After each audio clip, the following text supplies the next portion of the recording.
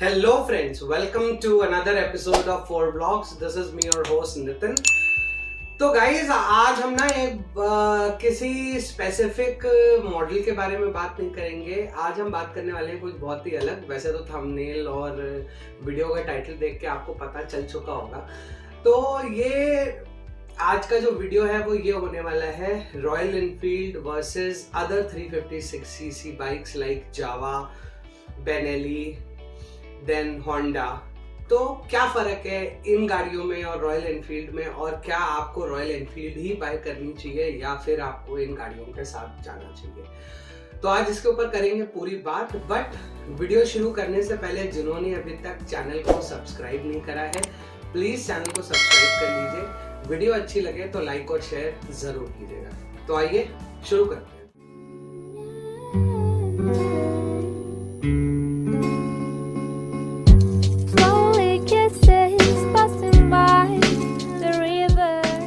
तो गाइस आज बात करने वाले हैं हम लोग कि रॉयल 350cc सेगमेंट में बहुत सारी गाड़ियां मार्केट में अवेलेबल हैं। जैसे रॉयल एनफील्ड आती है, आपकी जावा आ जाती है, उसके बाद आपकी होंडा भी आती है, होंडा CB350, हाइनेस, जो भी आप कह सकते हैं।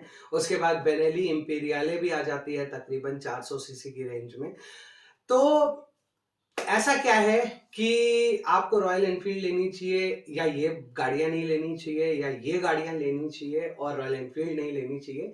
आज इसके ऊपर हम पूरी बात करने वाले हैं। बट इससे पहले सबसे पहले तो मैं आपको बता दूं कि आज हम इस वीडियो को जो डिस्कस करने वाले हैं वो टोटल 4 पॉइंट्स में डिस्कस करने वाले हैं।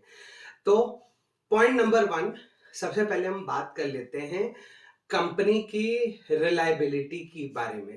तो अगर मैं रिलायबिलिटी की बात करूं तो जितनी कह सकते हैं आप रिलायबल रॉयल एनफील्ड बाइक्स हैं, उतनी ही जावा भी हैं, उतनी ही होंडा भी हैं और उतनी ही बेनेली भी हैं।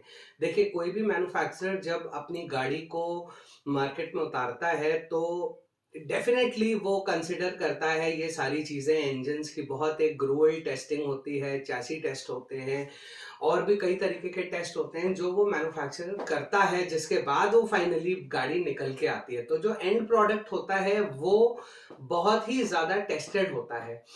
तो फिर फर्क क्यों आ जाता है, क्यों इतना फर्क है और क्यों इतना ज्यादा चीजों में फर्क आता है? तो उसका सबसे बड़ा मेजर प्लस पॉइंट होता है, सबसे पहला होता है डीलरशिप नेटवर्क्स। तो अगर आप रॉयल एनफील्ड को कंपेयर करें किसी भी अदर बाइक से, लाइक होंडा कर लीजिए, चाहे आप जावा कर लीजिए, चाहे आप बेनेली कर लीजिए, तो रॉयल एनफील्ड का जो सर्विस नेटवर्क है, क्योंकि ये कंपनी 120 साल पुरानी है, आज की नहीं है, तो इसका जो सर्विस नेटवर्क है वो इतना ज्यादा स्ट्रांग है, इतना ज्यादा डीलरशिप नेटवर्क स्ट्रांग है कि जैसे छोटे शहर हैं वहां पे आपको एक सर्विस सेंटर या एक डीलरशिप नेटवर्क मिलना मुश्किल होता है किसी भी बाइक का, और वहां पे भी आपको रॉयल एनफील्ड के 2-2 शोरूम देखने को मिल जाएंगे। तो इसकी वजह से क्या है कि एक जो जनता के बीच में रीच है, यानी कि एक जो जनता के बीच में अप्रोच है रॉयल एनफील्ड की, वो कहीं ना कहीं इसको एक एडेड पॉइंट देती है कि this bike has been here for a very long time. So because this bike is here for a very long time, तो आज की डेट में अगर हम लोग बात करते हैं तो कहते हैं बुलेट लेंगे। तो एक्चुअली वो बुलेट क्या है? वो बुलेट सिर्फ एक गाड़ी नहीं है, वो बुलेट एक भरोसा है जो over a period of time, over the years, royal Enfield ने 120 साल में क्रिएट करा है हिंदुस्तान में। तो ये एक बहुत बड़ा प्लस पॉइंट होता है किसी भी गाड़ी के सेल्स में कि आपका डीलरशिप नेटवर्क्स कितने हैं, आप ट्रैवल कर रहे हैं। सपोज कीजिए, मैं आपको देखिए कोई कंपैरिजन नहीं कर रहा हूं, ना मैं किसी भी गाड़ी को डिवीन करने की यहाँ पे कोई कोशिश है मेरी। मैं बिल्कुल सिर्फ ये कहना चाहता हूं कि हमें क्या करना चाहिए इस सिचुएशन में। देखिए, अगर आप इस तरीके के पर्सन हैं कि जैसे आप अपने शहर में ही रहते हैं, अपने शहर के बाहर कभी नहीं जाते हैं, और अगर आपके यहाँ पे सर्विस नेटवर्क बहुत अच्छा है किसी भी बाइक का, तो आप, मैं हमेशा कहूंगा कि आप वो बाइक लीजिए जिसका डीलरशिप नेटवर्क और जिसका सर्विस नेटवर्क आपके शहर में है। लेकिन अगर आप राइडर हैं, आप बहुत लंबे लंबे टूर्स मारते हैं, बाइक पे घूमते रहते हैं, 500,000 किलोमीटर की भी राइड करते हैं, एक शहर से दूसरे शहर जाते रहते हैं, तो डेफिनेटली ये पॉइंट आपको कंसिडर करना पड़ेगा कि डीलरशिप नेटवर्क किस कंपनी का बेहतर है।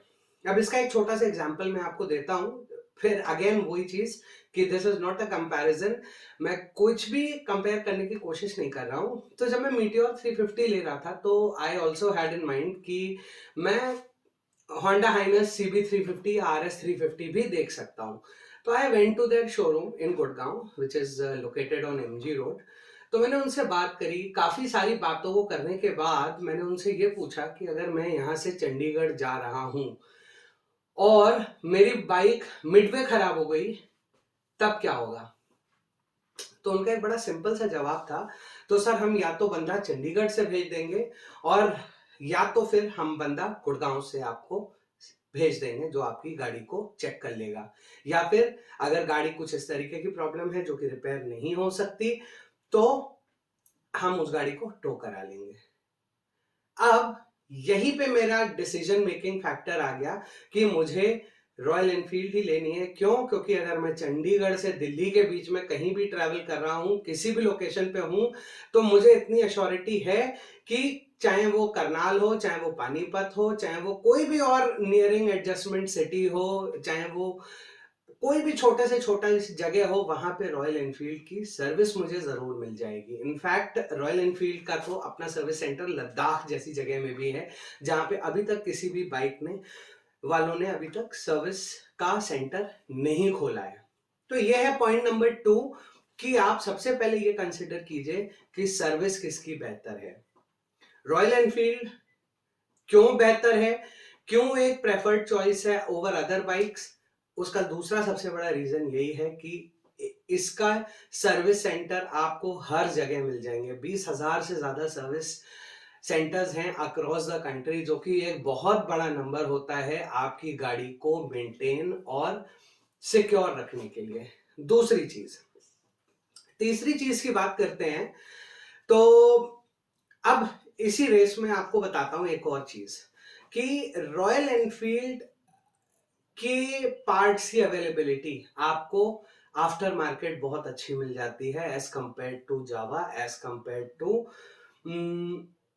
Benelli, as compared to Honda. इसका एक सबसे बड़ा एग्जांपल मैं आपको बताता हूं कि मैंने आपको पता है मेरी मीटियोर में आप देख सकते हैं यहाँ पे ये साइड मिरर्स मैंने जावा के लगाए हैं क्योंकि मुझे इसके मिरर्स की क्वालिटी बहुत अच्छी लगी। लेकिन गाइज इसके मिरर्स को लगाते वक्त मेरा जो बोल्ट है जो हैंडल में कसता है वो टूट गया था, क्योंकि माइल्ड स्टील का बोल्ट है, मैंने थोड़ा ज्यादा कस दिया, टूट गया था, इट्स वेरी नॉर्मल। लेकिन आप यकीन नहीं मानेंगे, मुझे वो बोल्ट जावा के सर्विस सेंटर में भी नहीं मिल पाया दोबारा।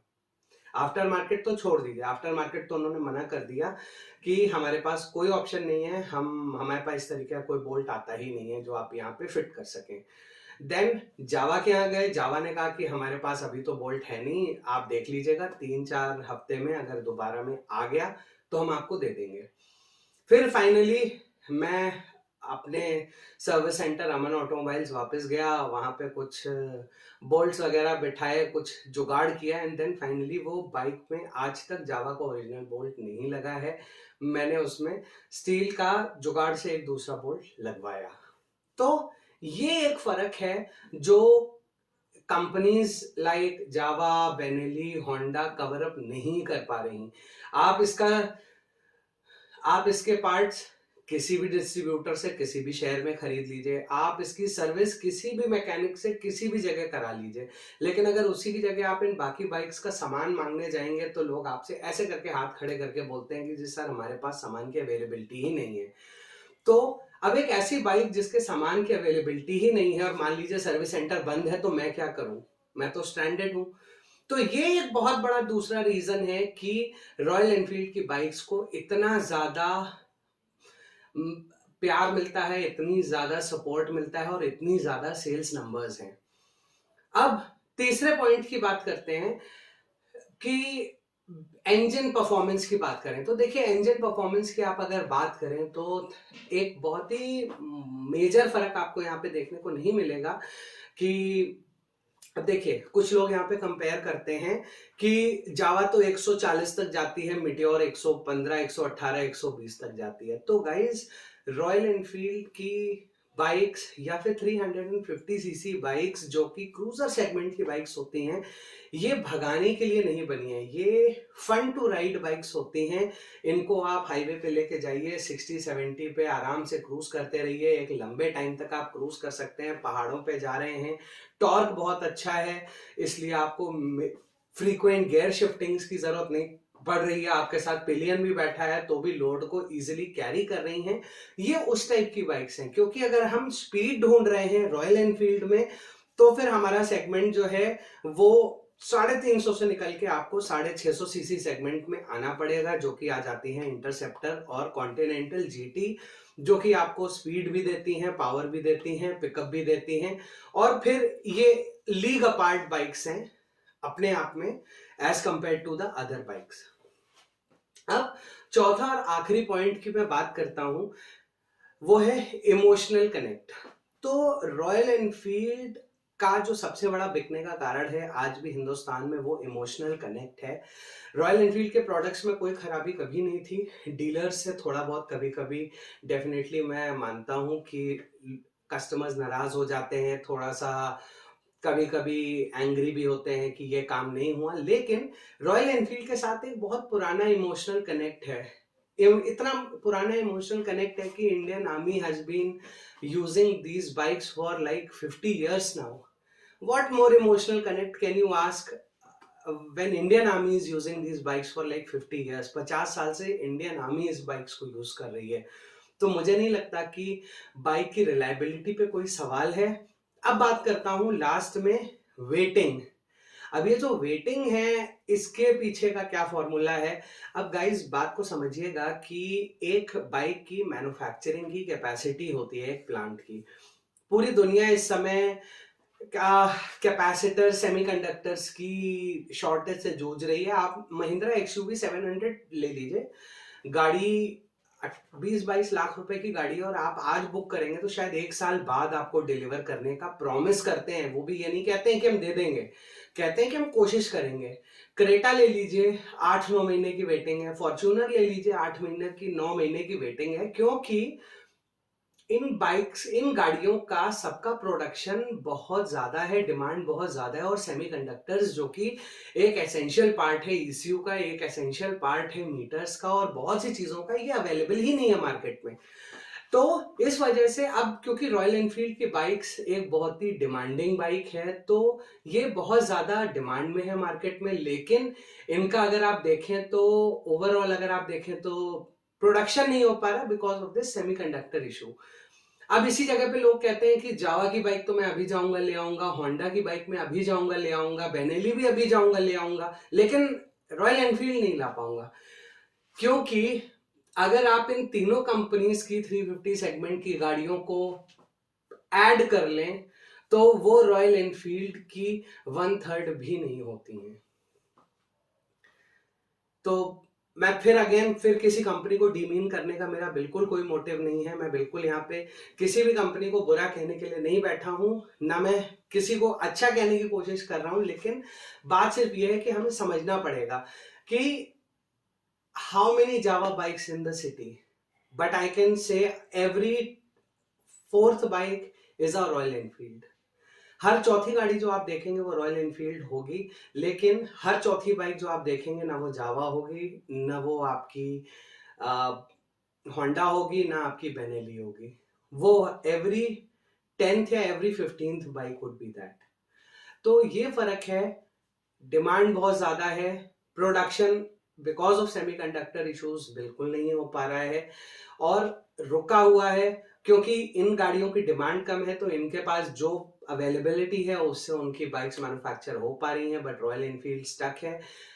स्क्रैम 411 आने वाली है, रुकी हुई है। सुपर मीटियोर 650 रुकी हुई है। इनफैक्ट आप लोगों के प्यार को देखते हुए मैं इंटरसेप्टर 650 डाउनटाउन ड्रैग भी लेने का पूरा मन बना चुका था, लेकिन सिर्फ एक थोड़ी देर के लिए वेट कर रहा हूं कि अगर सुपर मीटियोर 650 ही आ जाती है तो मेरे स्टेबल के लाइनअप में सारी क्रूजर्स ही हो जाएंगी, तो एक ज्यादा मजेदार ऑप्शन ऐड हो जाएगा। तो उम्मीद करता हूँ आपको आज की वीडियो अच्छी लगी होगी, और जो मेरे दोस्त मुझे कमेंट करते हैं कि मैं होंडा लूं कि CB350 लूं कि या जावा लूं या कुछ और ले लूं, तो उम्मीद है उनको उनके सवालों के कुछ जवाब जरूर मिले होंगे। So with this note, this is me Nitin, signing off from 4 vlogs for the day. मिलेंगे आपसे बहुत जल्दी एक और नए वीडियो में। Till then, stay tuned, stay safe, stay secure.